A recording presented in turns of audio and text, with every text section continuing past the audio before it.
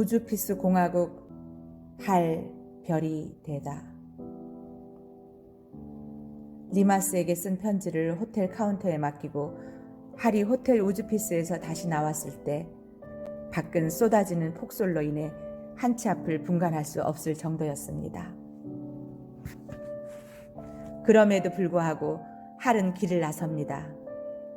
어둡고 복잡한 골목 속에서 방향을 잃고 헤매고 있을 때 뜻밖에도 그의 앞에 비넬레 강이 나타납니다.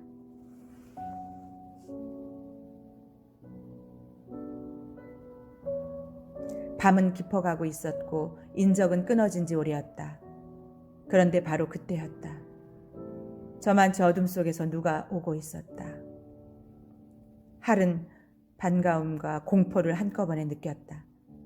그래서 그는 일부러 큰 소리로 쿨룩쿨룩 기침소리를 내며 말했다. 누구죠? 누구죠? 그러나 할 자신의 목소리만이 메아리가 되어 돌아올 뿐이었다. 길을 잃어버렸어요. 길을 잃어버렸어요.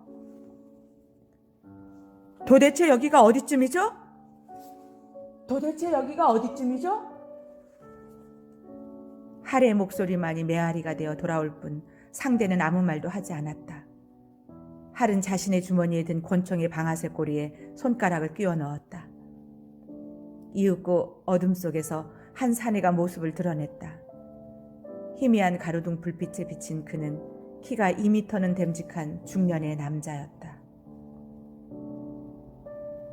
너 할 아니니? 할 맞지? 네가 돌아온 거지? 내 이름은 우르보나스. 난 네가 돌아올 줄 알았어. 할은 반가움과 놀라움으로 몸을 떨며 소리쳤다. 우르보나스! 그런데 그때였다. 골목 저쪽에서 경보등을 켠 경찰 순찰차가 오고 있었다. 그것을 본 사내는 황급히 어둠 속으로 사라졌다. 기다려! 잠깐만 기다려! 우르보나스! 우르보나스! 그 후로도 할은 1시간 가까이 눈속을 헤매고 다녔다. 어느 가로등 밑에서 잠시 걸음을 멈추고 어젯밤 농부가 전해준 요르기타의 메모를 꺼내어 보았다. 한참 동안 메모지를 들여다보던 할은 다시 걷기 시작하더니 마침내 요르기타의 아파트 마당 안으로 들어섰다. 그리고는 백열 전구가 비추는 계단을 밟아 4층까지 올라갔다. 신발에 눈을 털고 벨을 눌렀으나 안에서는 아무런 반응이 없었다. 다시 한번 길게 벨을 눌렀으나 여전히 아무런 반응이 없었다. 할은 요르기타가 그랬던 것처럼 벽돌 한 장을 빼낸 후 그 안에 든 차가운 열쇠 하나를 끄집어냈다. 어둠에 묻힌 요르기타의 아파트 안은 매우 적막했다. 할은 벽면을 더듬어 전기 스위치를 켰다. 휑하니 텅 빈 거실 한편은 낡아빠진 소파 하나와 조그마한 탁자만이 놓여있을 뿐이었다. 벽면에 걸려있던 국기도 벽 난로 위에 놓여있던 사진들도 보이지 않았다. 할은 어젯밤 요르기타와 함께 보냈던 침실로 들어가 보았다. 먼지 쌓인 마룻바닥만 드러난 채 텅 비어 있었다. 마치 오래전에 이사를 가버린 빈집 같았다.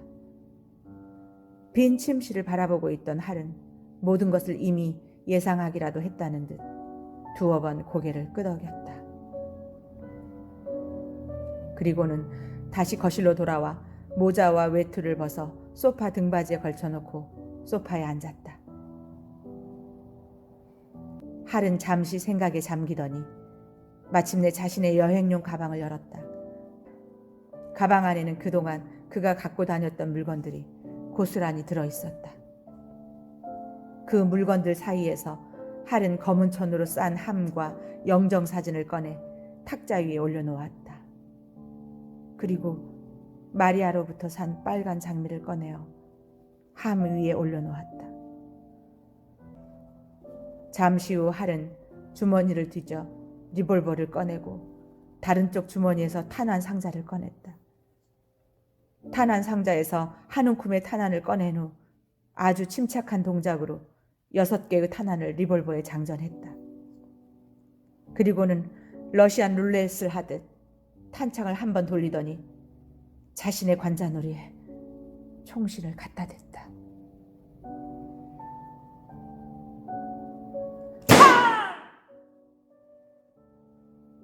날카로운 총성과 함께 할은 마룻바닥으로 고꾸라졌다. 붉은 피가 관자놀이를 타고 흘러내렸다. 그토록 찾아 헤매던 조국, 우주피스 공화국이 보이기라도 하는 듯 그의 두 눈은 멀리 허공을 바라보고 있었다.